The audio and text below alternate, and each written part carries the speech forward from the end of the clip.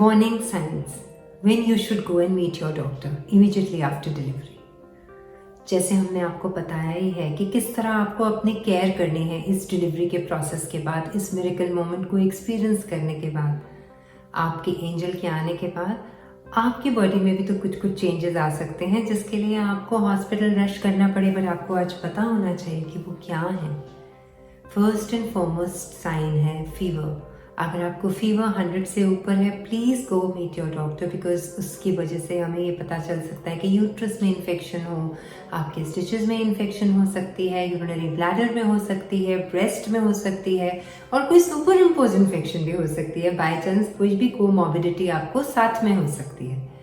दूसरी इम्पॉर्टेंट चीज़, अगर आपके यूरिन में बहुत बर्निंग, पेन और ब्लड आ रहा है तो please go and see your doctor, because आपकी जो यूरिनरी ब्लैडर है उस पर बहुत ज़्यादा प्रेशर पड़ा है डिलीवरी का, चाहे नॉर्मल हो चाहे सिजेरियन हो, तो that can be a site of infection. तीसरा, if you not able to pass urine once you go home, आपका जो एरिया है जहाँ से यूरिन आता है उस स्फिंक्टर में प्रॉब्लम आ सकती है, या कभी कभी एक प्रेशर की वजह से स्वेलिंग इतनी आ जाती है ब्लैडर में कि थोड़ा time will have to just catheterise your bladder, put your bladder to rest, ताकि आप दोबारा से पास कर सकें।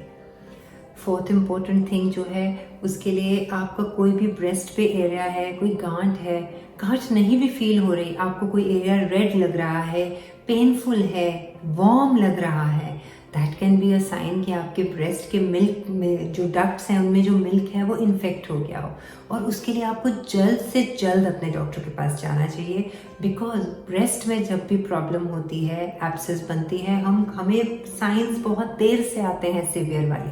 बट हमें फर्स्ट इसी लुक पे कुछ भी हल्की पेन, रेडनेस, सोरनेस हो, आप इमीडिएटली डॉक्टर को दिखाइए, बिकॉज हम बहुत जल्दी सेव कर सकते हैं। फिफ्थ इम्पॉर्टेंट पॉइंट इज़ कि अगर आपके लेग के एरिया में भी आपको लगे कि जो काफ मसल्स होती हैं वहाँ पे कोई स्वेलिंग है या वहाँ पे पेन हुई आपको suddenly, that is something which is very very important, क्योंकि आपकी बॉडी के अंदर बहुत चेंजेस हुए हैं इस प्रेगनेंसी के दौरान। आपका ब्लड बहुत थिक हो जाता है because of the hormones of pregnancy. अब प्रेगनेंसी तो ओवर हो गई, बट थोड़ा थोड़ा इफेक्ट ऑफ हॉर्मोन्स रहता है, तो कभी कभी बहुत ज़्यादा ब्लड क्लॉट्स हो जाते हैं आपकी वेन्स में, तो उसके लिए भी हमें बहुत इंपॉर्टेंट है थ्रोम्बोसिस रूल आउट करने के लिए। आपके लेग्स को आप हमेशा मसाज करिए, तभी पुराने टाइम में वो कहते थे मसाज अच्छे से करो, आप वॉक करते रहिए, अपने आप को मोबाइल भी रखिए, तो उससे भी ये प्रॉब्लम नहीं होगी। अगला हमारा जो इम्पोर्टेंट रीज़न होता है वो ये है कि अगर आपको सडनली बहुत डिप्रेस्ड, एंग्शियस, अंडर कॉन्फिडेंट लगने लगे, आपको लगे कि it is not possible for you to handle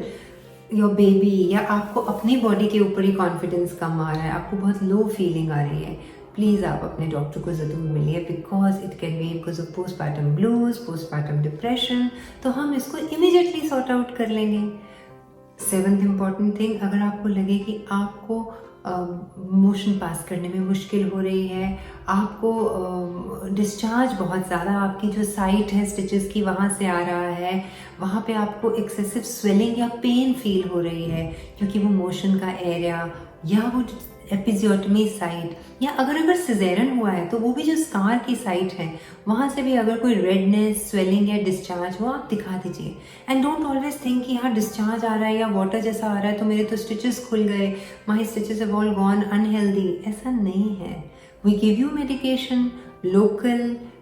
खाने के लिए, लगाने के लिए, और आपके कुछ मेजर्स देते हैं और आपकी वो इन्फेक्शन ठीक हो जाती है। ऐसी कोई चीज़ नहीं है जो पॉसिबल नहीं है ठीक होनी। सो रेस्टेड रखिए अपने माइंड को और बिल्कुल अपने डॉक्टर को दिखाइए, और ये सारी चीज़ें जो हमने बताई हैं ये हम बहुत अच्छे से सॉर्ट आउट कर सकते हैं। आप ज़रूर अपने डॉक्टर से कनेक्टेड रहिए, क्योंकि ये सारी चीज़ें इतने बड़े प्रोसेस के बाद बहुत नॉर्मल है होनी, और इन सब के लिए हमारे पास स्टेप वाइज मैनेजमेंट प्रोटोकॉल्स हैं ताकि आपकी बॉडी भी सेफ और हेल्दी रहे, आपका माइंड भी पावरफुल रहे, और आपका बेबी भी हेल्दी रहे, और आप उसका बहुत अच्छे से हमेशा नर्चरिंग और ख्याल करते रहें, क्योंकि आपका बेबी तो वर्च्यू बेबी है, एंजल है, तो आपकी बॉडी को भी उतना ही एंजेलिक, प्योर, क्लीन और हेल्दी होना चाहिए।